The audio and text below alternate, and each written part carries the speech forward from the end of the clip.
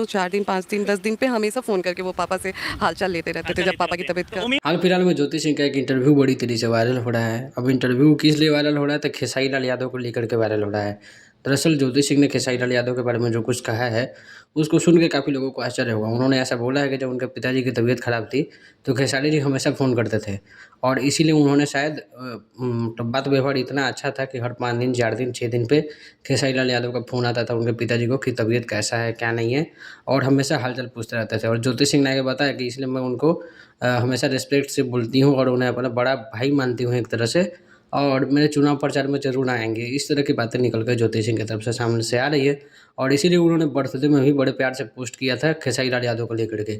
आगे पवन सिंह के पोस्ट को लेकर के उन्होंने कहा है, जैसे महाकुंभ वाला पोस्ट था, आपस में इन दोनों का सुलह हो गया होगा, बातचीत तो हुआ ही होगा पवन सिंह और ज्योति सिंह के बीच में।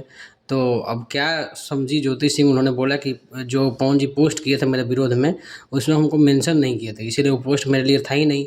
लेकिन लोग कुछ और ही समझ रहे हैं। अब आप भी समझ रहे होंगे कि वो पोस्ट किसके लिए था और हम भी समझ रहे हैं। खैर, अब जब ज्योति सिंह को पवन सिंह ऐसा समझाए हैं, तो हो सकता है ऐसा ही हो। अपनी राय ज़रूर दीजिएगा। मिलता है अगले वीडियो में।